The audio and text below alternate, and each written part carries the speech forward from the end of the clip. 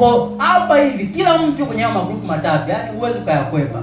Either ndio upo kwenye kundi la umeokoka, ndio kwanza unadili na changamoto zako, au umepata badiliko, ila hauwezi ukathibitisha kwamba wewe unamjua Mungu, kwa sababu Mungu anathibitishwa sio tu kuna kitu mtu anakisema muamini sio tu kuwa na identity of Christ, lazima you have to function like Christ. Ndiyo, una tabia njema, unawapenda watu, ni hayo yote ni sawa, lakini je, unaweza wakifanya hicho kifanya Kristo? Kwa sababu amesema ya kwamba kazi hizi nilizozifanya mtazifanya na nani? Na zaidi.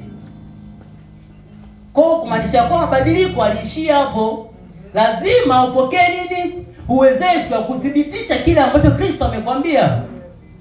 So unapoenda kwenye biashara unawaambia watu, sikizeni wanangu, unaweza kufanya hii biashara bila kuiba kodi. Lazima uanze kuonesha watu namna ya uchumi ambao hataiba nini.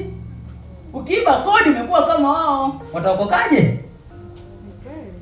Ile mtumisha, ile naye mwizi tu ya ujui tu.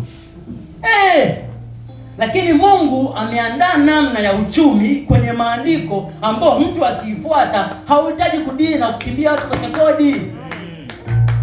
Kwa mpaka unaikimbia kodi, kuna kitu haukijui kuhusu Mungu. Kama Mungu yupo ndani yako, utegemea kukimbia kodi. No, ni tu ukweli, yaani ni ukweli. Unaona kodi nitadanganya. Na hapa hii. Kama kuna kitu kinapelea kwenye maisha yako, usimlaumu Mungu. Kuna kitu ukijui.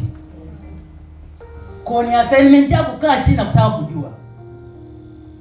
Kwa sababu kila siku nasikia namshukuru Mungu amenibariki, sasa nimenunua nyumba wapi na nini. Yaani usimlaumu, kuna kitu hujui. Ndio maana tuna watu wanaitwa teaching priest.